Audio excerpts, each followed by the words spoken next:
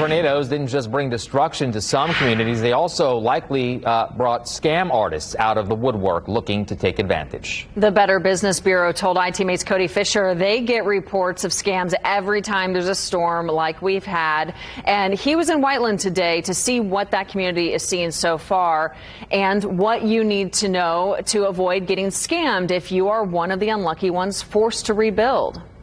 Pearl Street here in Whiteland is one of the hardest hit areas from the recent tornadoes that tore through the state.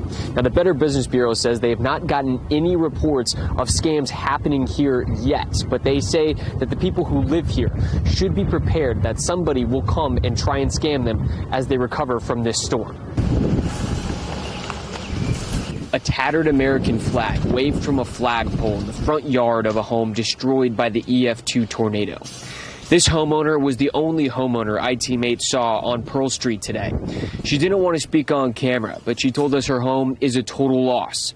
She isn't concerned about being scammed because she's already working with her insurance company and a company who recently renovated her home to rebuild what was lost. The Better Business Bureau told ITMate that's exactly what storm victims should do. Contacting your insurance company, because a lot of times they can cover the damages that are happening, or they can guide you through a process, even recommend some vendors that they have contracts with.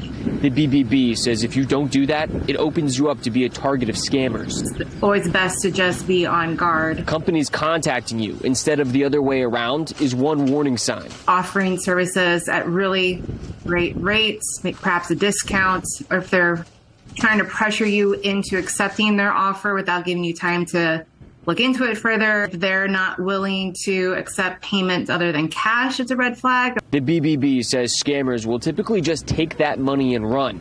But if you're a storm victim, you should also be concerned about people who aren't qualified to fix your home. There's cases where they do the work, but it's a shoddy work, or it actually creates more problems than you realize. Those cases tend to be more fraudulent as opposed to scams. Scams we kind of consider to be if you can't then later identify who they are. The BBB and the Indiana Attorney General's office says you should ask to see a business license, ask if they have contractor's insurance, and research them online to see if they have any complaints filed against them with the state or the BBB. The Attorney General's office and the Better Business Bureau tell me that they will have a fuller picture of how many scams these people here in Whiteland faced in the coming weeks as the recovery efforts continue. Reporting in Whiteland, Cody Fisher, Wish TV, ITMate.